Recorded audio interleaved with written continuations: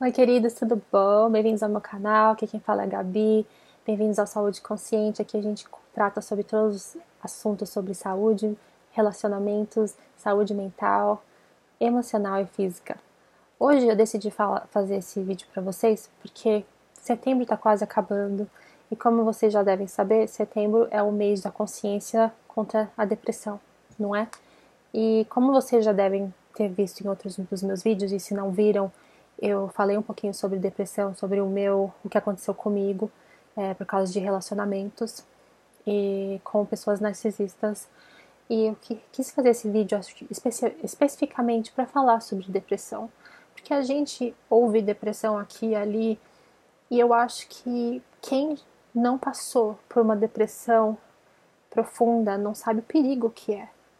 Então eu quis fazer esse vídeo para poder alertar vocês, para não ouvir essa palavra como se fosse, sabe, dor de cabeça, né? Porque é bem diferente. E eu quero explicar para vocês o que acontece. Então, quero contar a historinha para vocês como que aconteceu comigo. Então, tinha 21 anos, estava super feliz, né, indo na faculdade, uma vida legal no Brasil ainda. E sempre tive um conflito com o meu pai, que é narcisista, como você já sabe. Não sabia sobre narcisismo, não sabia sobre nada disso, só sabia que me incomodava muitas coisas, não conseguia identificar, não conseguia colocar nome para as coisas, para sentimentos. Quando a gente é mais novo, a gente não sabe, né?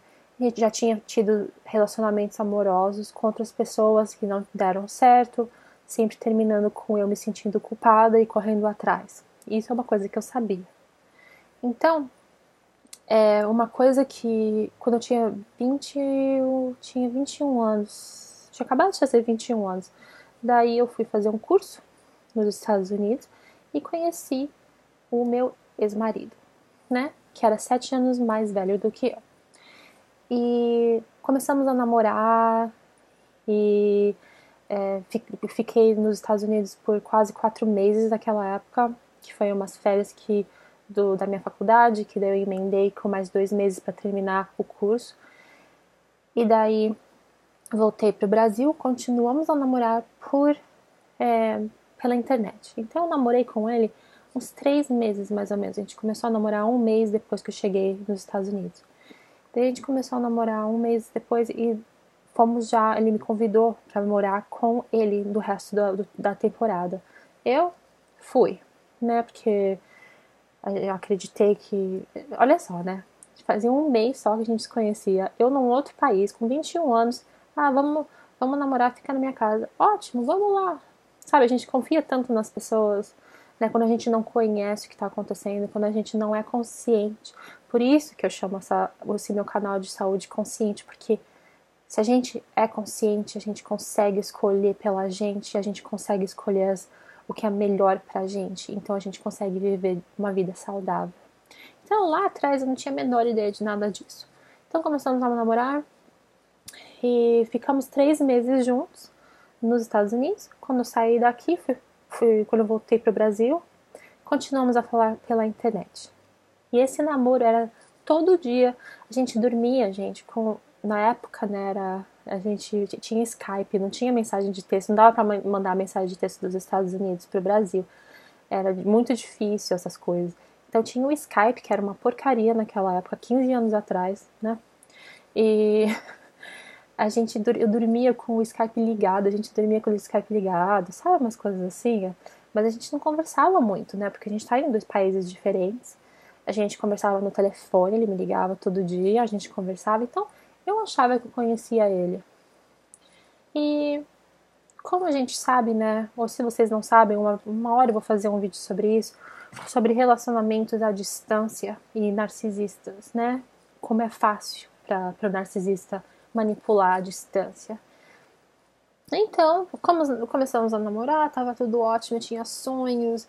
Daí ele veio me visitar no Brasil. Então, quanto tempo depois? 7 meses depois ele veio me visitar no Brasil. Daí ficou 2 semaninhas, conheceu a minha família. E no mês seguinte eu me mudei para os Estados Unidos. Foi assim, bum, bum, bum, bum. Então foi aquele love bomb no começo, 3 meses. voltei pro Brasil. Quando eu voltei pro Brasil, então foram... Voltei pro Brasil em março, abril, maio, junho e julho. 4 meses depois ele foi pro Brasil conhecer a minha família, voltou para os Estados Unidos, e daí em agosto, no mês seguinte, eu vim pra cá pra morar com ele, e a gente já tava pensando em casar, já queria casar comigo, aquela coisa maravilhosa. Então, quando eu com aquele sentimento, né, que eu tinha, morava com os meus pais ainda e não estava feliz por diversas coisas com relação ao meu pai. Também vou falar isso de alguma outra hora se vocês quiserem ouvir o motivo, que é umas coisas absurdas. E ele nem apareceu na minha festa de despedida, pra vocês, né, se é surpresa pra vocês. Mas que seja, voltei, então fui para os Estados Unidos com a minha 2 malas, meu violão e só. Casamos, então fui em agosto, setembro, casamos 3 meses depois. Então 3 meses depois que eu mudei pra cá, eu casei. Conhecia ele, achava que eu conhecia ele, né? E não conhecia nada, né? Eu acreditava que ele era uma pessoa da minha imaginação. Quando a gente fica longe, aquela paixão, essa paixão não existe, né? Isso que eu falo para as pessoas que querem se apaixonar. Ah, mas eu acho que eu nunca vou sentir aquele amor para alguém. Esse amor não existe, aquela paixão que a gente tem quando a gente é adolescente, sabe, que tem frio na barriga de ver a pessoa. Quando a gente vai... Amor de verdade não é assim, né? Aquela paixão é uma coisa que a gente inventa, né? É uma idealização que a gente faz na nossa cabeça. Então, eu era apaixonada dessa forma por ele. Casamos e casamos em novembro. Em dezembro, no começo de novembro, em dezembro a gente se mudou. A gente estava planejando para mudar para outro estado. E no comecinho, então quase nem 2 meses que a gente casado, nem 2 meses, foi a primeira vez que ele me bateu. E eu já conversei com vocês sobre isso, já contei a história, se quiser eu colocar o link para vocês aqui embaixo. Mas foi aí que começou a depressão. Sabe, foi aí que começou o susto. Foi aí que começou, sabe, acorda, Gabi.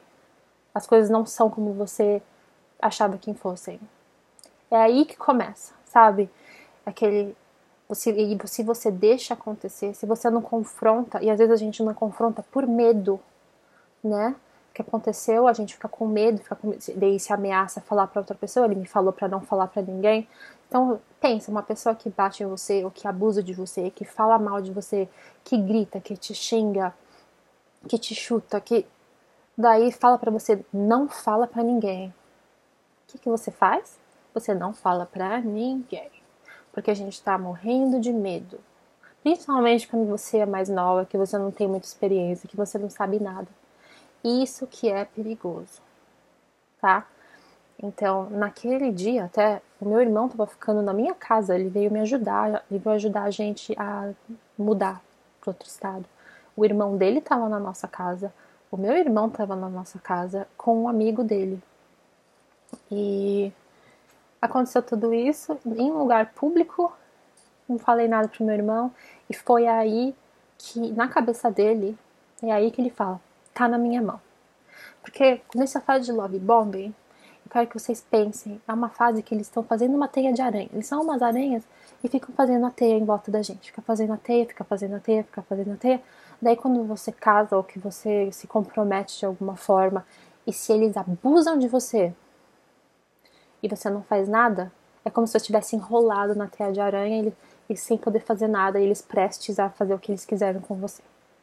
Então, se a gente deixa a primeira vez acontecer, se a gente deixa a primeira xingada acontecer, a primeira empurrada, mesmo se não doer, não importa se doeu ou não. A questão não é a dor. Porque eu tenho certeza que se você já tá passando por isso, ou já passou por isso, a dor aqui de dentro do coração é o que mais dói. Despedaça o seu coração, né? Então, às vezes nem dói se te chutou e não doeu muito, mas o fato de uma pessoa que você ama, uma pessoa que você se dedicou, uma pessoa que você tá fazendo tudo pra salvar o relacionamento, você tá fazendo tudo pra que essa pessoa te olhe, que olhe pra você, que te reconheça o que você faz por ela. Isso dói muito mais, não é? Então, isso foi acontecendo. Eu não tinha dinheiro, que eu tinha dado todo o meu dinheiro pra ele. Eu nem pensava, pra falar a verdade, eu nem pensava em sair. Porque eu acreditava em casamento, não queria me divorciar. Na minha família não tinha ninguém divorciado ainda. Então eu não queria ser a primeira pessoa. Isso que me passava tudo isso pela minha cabeça. E eu não queria envergonhar os meus pais, não queria mostrar, foi um pouco de orgulho também, eu não queria mostrar que eu tinha feito tomado a decisão errada de mudar para outro país. Então fui ficando e foi direto esse abuso. É um abuso emocional também, tipo, eu acordava de manhã, porque eu fazia tudo para ele. Sabe aquelas mulheres que eu cozinhava para ele, eu limpava a casa para ele, porque no começo eu não trabalhava, não podia trabalhar, então eu fazia tudo, levantava cedíssimo para fazer café da manhã para ele. Sabe o que ele me falava? Como você é burra, porque você não tá dormindo. Eu não faria a mesma coisa por você. Ele me falava isso. E isso despedaçava o meu coração. Mas daí a gente faz o quê? A gente faz mais, né? Porque se a gente fez alguma coisa e não for reconhecido, então a gente tem que fazer mais, porque talvez se a gente fizer mais, né? Não é assim que a gente pensa? Talvez se a gente fizer mais, aí eles vão ver a gente, aí eles vão ver que a gente existe, daí eles vão começar a nos dar valor. E é aí. A gente fica pensando, é aí que eles vão nos dar valor. Daí a gente presta atenção que eles não nos dão valor. Mas naquela época eu não sabia de nada disso, né? Era um padrão que eu tava repetindo, um padrão desde criança. Daí foi acontecendo, a depressão foi uma coisa familiar e ao mesmo tempo abusiva.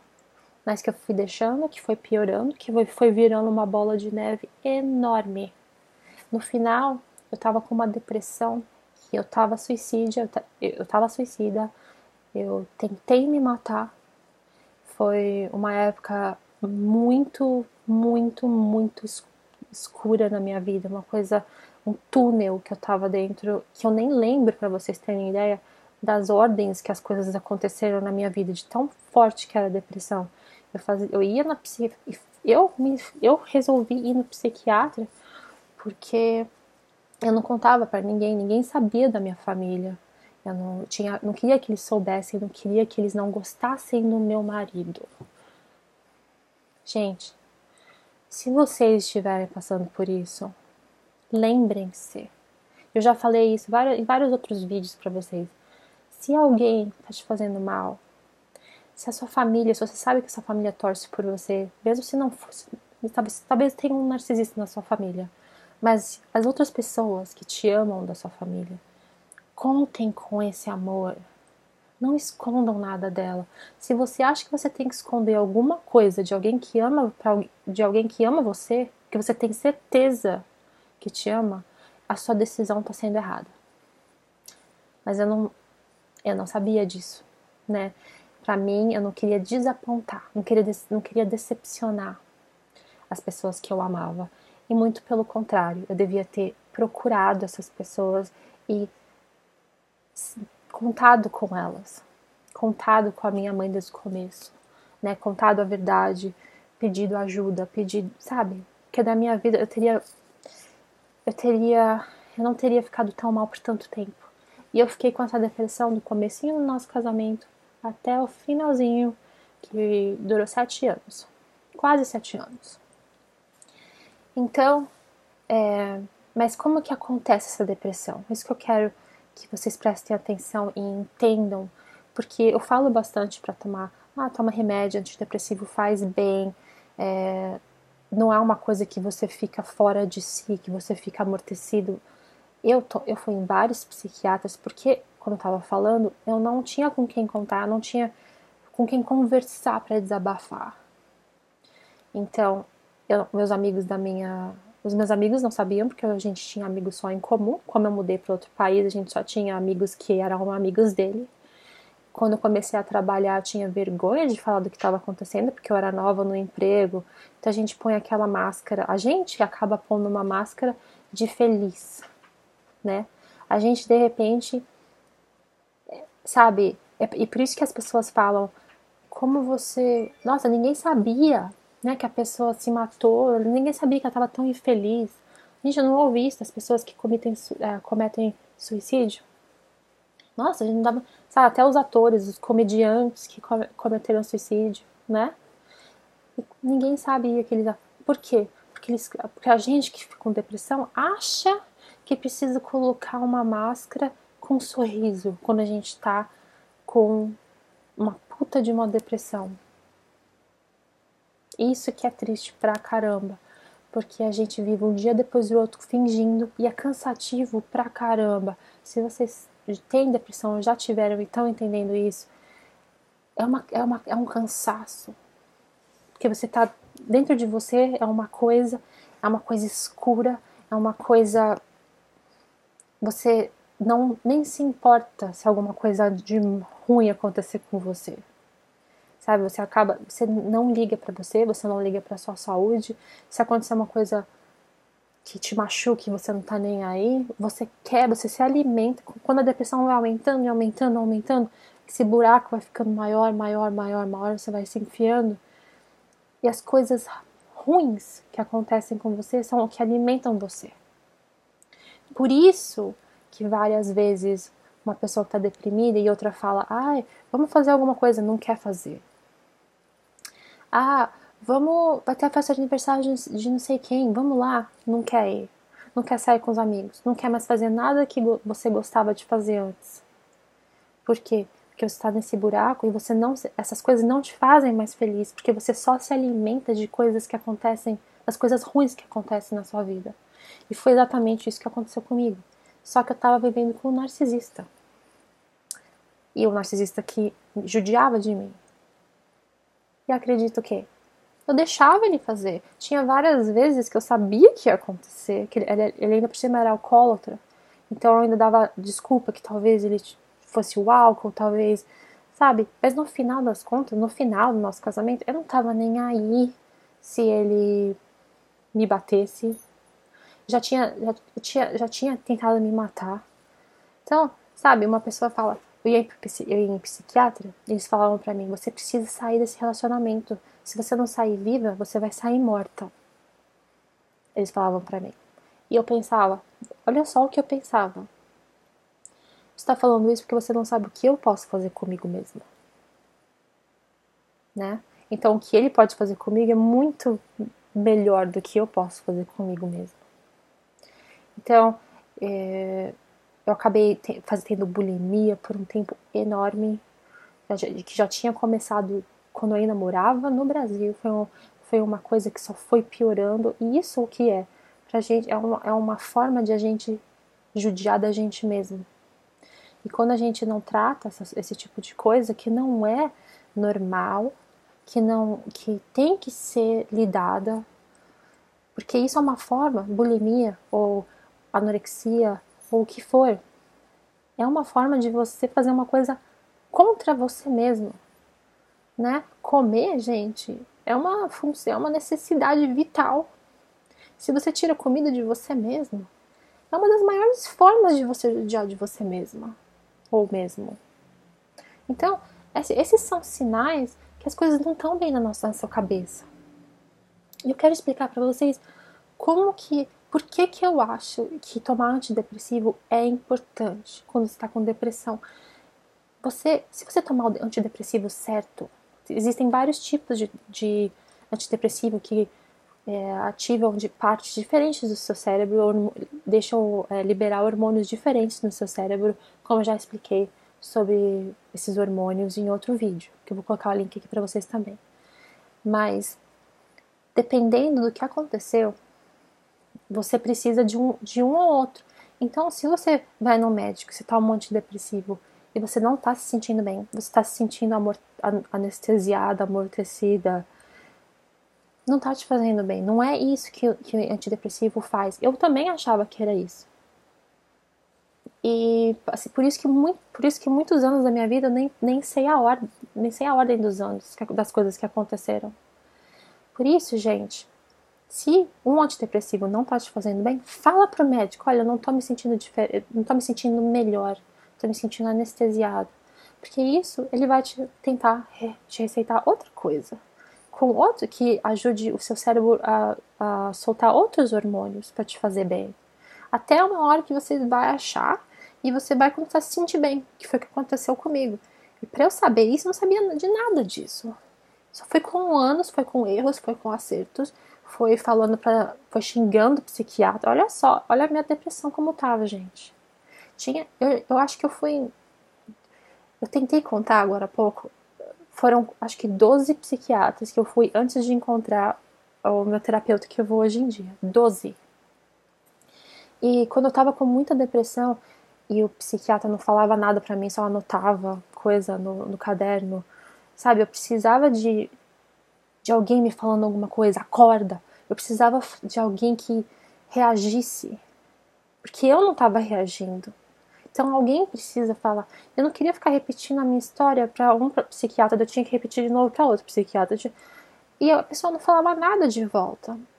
E daí chegou uma hora que eu até falei para um desses, se eu quisesse falar para alguém, conversar com alguém e não ouvir nada de volta, eu falava com o meu padre, que sabe que é mais barato, né? Não preciso pagar nada. Cheguei a falar isso para um psiquiatra. Sabe, cheguei a sair no meio da consulta com outro psiquiatra que não aguentava mais. Que aquelas pessoas falavam, você precisa fazer isso, você precisa fazer aquilo, você precisa fazer aquilo. Por que você não fez isso? Por que você fez aquilo? Se você, eu pensava, se você não tá me ouvindo, né? Porque às vezes a gente tá falando com um psiquiatra, é muito fácil falar, por que você não sai? Por que você não sai do relacionamento? Né? É facílimo falar. Mas tenta estar no relacionamento e tentar sair com essa teia de aranha em volta. Você não consegue. Primeiro você precisa matar a aranha, né? Porque senão você tenta abrir um pouquinho, a teia ela já te enrola de novo lá dentro. Então eu ficava ouvindo essas coisas de psiquiatra, isso me irritava. Ainda mais com a depressão que eu tava, eu não queria ouvir ninguém falando pra mim o que eu tinha que fazer. Eu virei um animal, gente. Assim, eu não tinha nada de bom saindo de mim. A minha luz tinha apagado, tinha esquecido até onde estava onde estava a lâmpada da minha luz. Tava lá dentro. Nunca achei que eu fosse sair daquele jeito. Nunca achei que eu fosse melhorar. Era desse jeito que eu tava. E como acontece isso? Eu quero explicar isso. Por isso que eu quero explicar isso para vocês. Quando eu falo toma antidepressivo, é porque lá na nossa infância, lá atrás, aconteceram várias coisas na nossa infância. O nosso cérebro demora até a metade dos 20 anos para se formar. Então, vamos falar, demora 22 anos para o nosso cérebro se formar completamente. Desde que a gente é um feto até a gente ter 22 anos, o nosso cérebro está se formando ainda, não se formou completamente, tá? É assim que funciona o nosso corpo. Nosso cérebro é a última coisa. Só que quando a gente está lá na infância, se a gente está recebendo abusos, se a gente está, como eu falei no meu outro vídeo, sabe, se a gente tá lidando com pessoas narcisistas, a gente está tentando se provar, a gente está tentando mostrar para as pessoas que a gente ama, que a gente confia, que a gente merece o amor deles. Se a gente ficar fazendo isso, o nosso cérebro desenvolve sem os hormônios da felicidade. Entendeu? É isso que eu quero que vocês entendam. Então, daí no final, nosso cérebro, então, e continua assim. Então, e nosso corpo e nosso cérebro não soltam esses hormônios de felicidade. É mais os hormônios de medo, é mais a adrenalina, é mais o cortisol que a gente acaba soltando no corpo, e não a endorfina, sabe? Não são os hormônios que nos faz sentir bem. Por isso, o nosso cérebro desenvolve sem os hormônios. Nosso corpo não sabe produzir isso. No final, é isso. E o que acontece quando acontece isso? A gente não consegue ser feliz. né? Por isso que a gente fica voltando nos mesmos padrões. E daí o que acontece? Quando você toma antidepressivo, você se sente feliz pela primeira vez, assim. Eu lembro quando eu comecei a tomar esse remédio, foi, é assim, eu demorei acho que umas 2 semanas, tive uma dor de cabeça gigantesca quando comecei. E daí eu comecei a me sentir bem, assim, sabe? Sabe quando você respira e parece que seu pulmão inteiro enche de ar? Uma coisa assim, sabe? Você quer ajudar, você quer sorrir, você está sorrindo por você mesmo, não para alegrar os outros. Porque a gente que é empata, a gente sorri para tentar ajudar os outros, para tentar alegrar os outros, para tentar aumentar a autoestima dos outros, e a gente não pensa na gente mesmo. Muitas vezes a gente está sorrindo não porque a gente está feliz, porque a gente está querendo fazer o outro sorrir, não é? E quando eu comecei a tomar o antidepressivo, eu lembro, gente, de sorrir, de estar feliz mesmo. Até me emociono com isso, sabe? Porque eu quero isso pra vocês. É por isso que eu fiz esse canal. Que eu quero levantar essa consciência pra vocês. Eu não quero que vocês vivam uma depressão como eu vivi por quase a minha vida inteira, né? Então, gente, é por isso que é importante tomar antidepressivo. Porque a gente, muitas vezes, o nosso cérebro não desenvolveu não sabe como fazer esses hormônios para soltar no nosso corpo pra gente ser feliz. Porque a gente não teve essa oportunidade quando era criança. Vocês entenderam?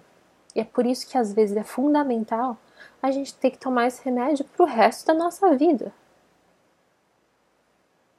Né?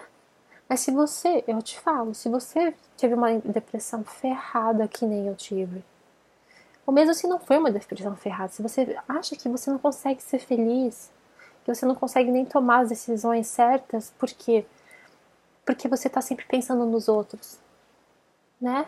Então a gente faz, na nossa vida, que nem eu acabei tomando decisão. Fui eu que mudei para os Estados Unidos. Por que ele não mudou para mim, pro Brasil? Para mim, essa possibilidade nem apareceu.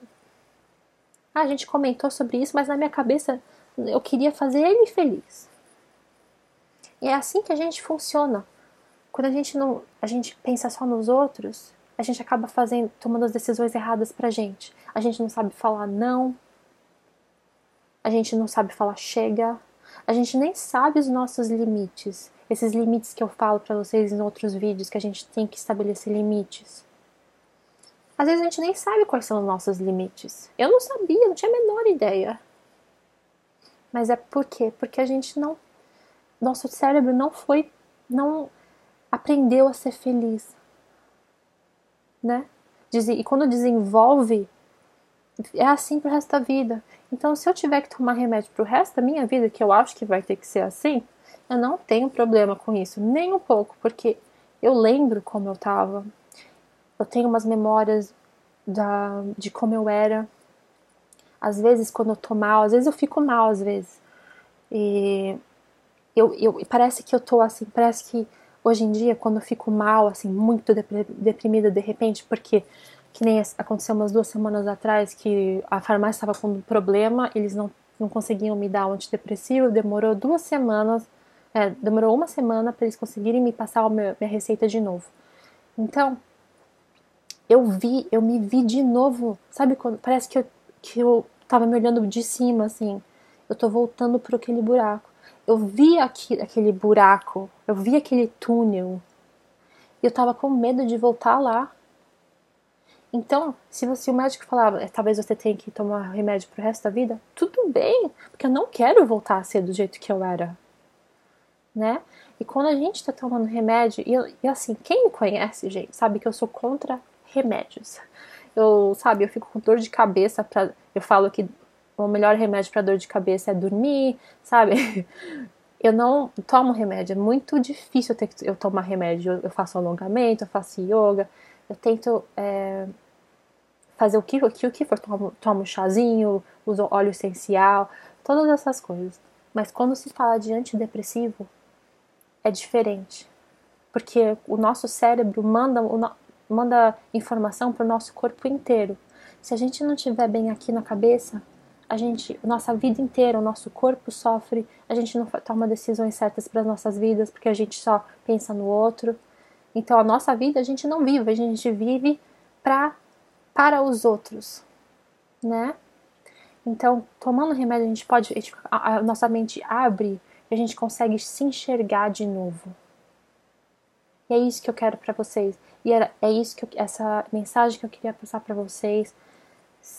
Ir no psiquiatra, fazer terapia é muito importante. Se você acha que está com depressão, se você pensa em fazer coisas ruins com você mesmo, se você pensa em se matar, se você tem bulimia, se você faz qualquer coisa contra você, se você deixa que abusem você, se você deixa que te batem, mesmo se não dói, tudo isso é o seu cérebro falando para você, tudo bem, deixa passar, deixa passar, deixa passar. Mas não tá certo. Eu quero que um dia vocês se levantem e falem, eu não mereço isso. Quando vocês fizerem isso, eu lembro a primeira vez que eu fiz isso. Eu lembro a primeira vez que eu falei isso pra mim e senti isso. Porque a gente pode falar, eu não mereço isso, eu não mereço aquilo. Eu até falo pra vocês, você não merece isso. Quando eu falo isso pra vocês, não é assim de falar da boca pra fora. Porque eu falava pra mim mesma, não mereço aquilo. Mas aí você deixa acontecer do mesmo jeito. Eu lembro a primeira vez que eu falei, eu não mereço. E senti, eu não mereço. Você se sente até com poder. E esse merecimento, a gente merece se sentir assim, com poder sobre a gente mesmo. Né? Isso que é ser uma pessoa. Porque você tem os seus desejos, você tem as suas vontades. Você merece ser feliz. E é isso que eu quero. Eu quero deixar vocês com essa mensagem. Você merece ser feliz. Você merece se sentir feliz. Você merece tudo de bom.